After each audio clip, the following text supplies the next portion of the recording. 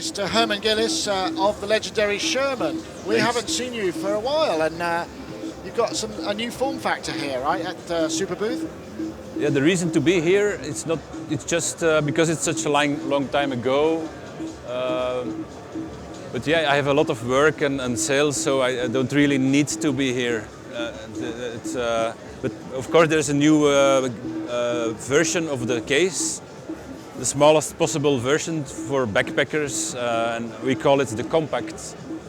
Right, so this is essentially the Filterbank 2. It's the same Filterbank 2, it's the same circuitry as the classic Filterbank 2, just a smaller case.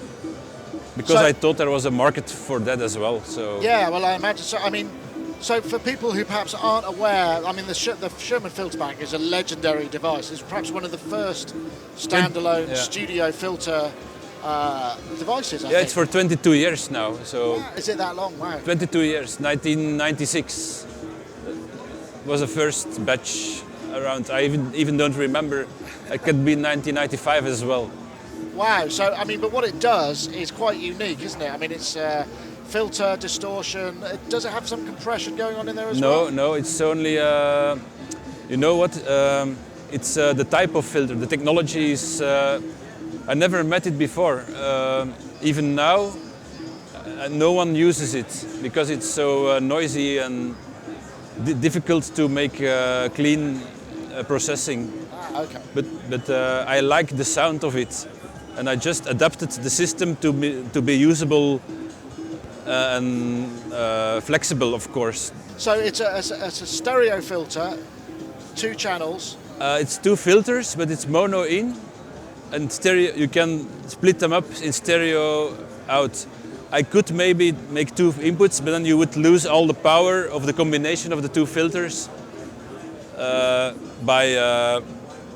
So I found it a better idea to leave it mono in, so you can make the serial parallel combination and all the other combinations of the output balance.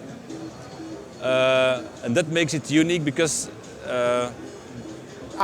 it's also got envelope following as well, hasn't it? Envelope following, envelope ADSR, and I had to find a way to make a usable ADSR starting up from any input signal. Okay, so have you changed anything about the design apart from the case? Is there any additional features you've tucked in Last there? year there is a noise feedback circuit incorporated, and it's activated by not plugging the input. Like here, there's nothing plugged, or we can listen here.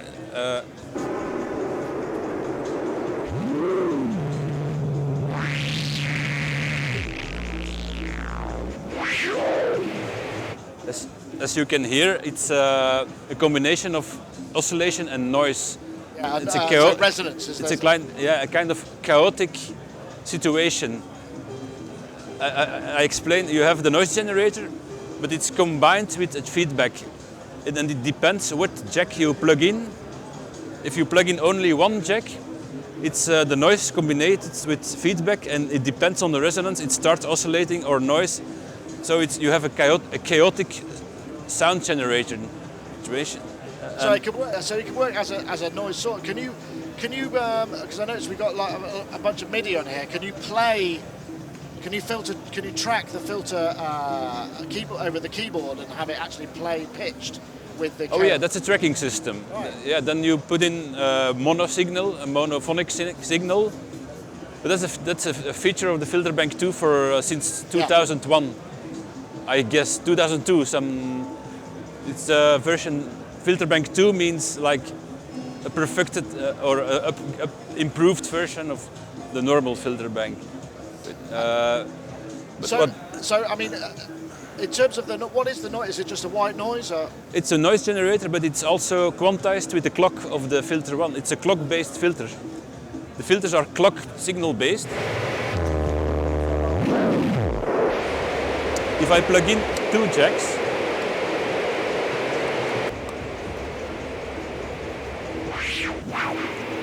now it's just pure noise. Okay. Then if you bring down the clock, then the noise is also quantized with a sample and hold circuit. So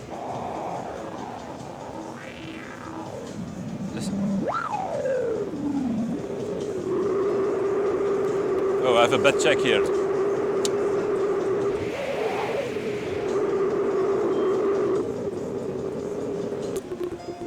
Oh, that's interesting. And then you can use all the other features like the tracking and the octaving and all LFO. You can disturb the whole process like it was before, the functionality. Like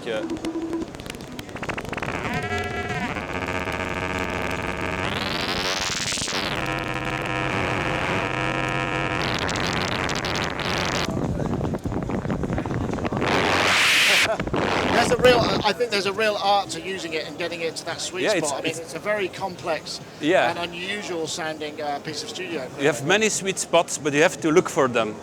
And you have to, but it's not so difficult. Maybe it's difficult to remember it, but yeah. And but these days you can record anything in high resolution.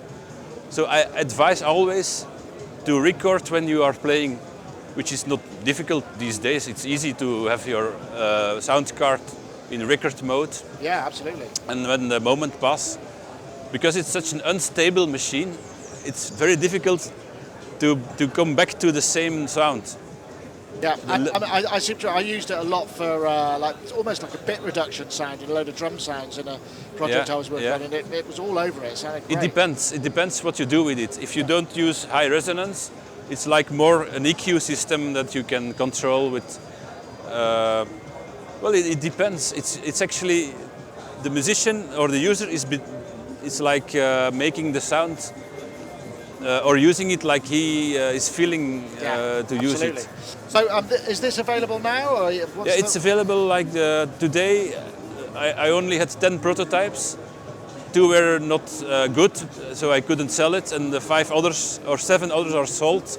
And this is the 8th one, the last one. So I don't have stock now, but in 5 weeks I will have more stock. And what's it going to? Do you know what the final price is? It's the same price as the normal. Okay.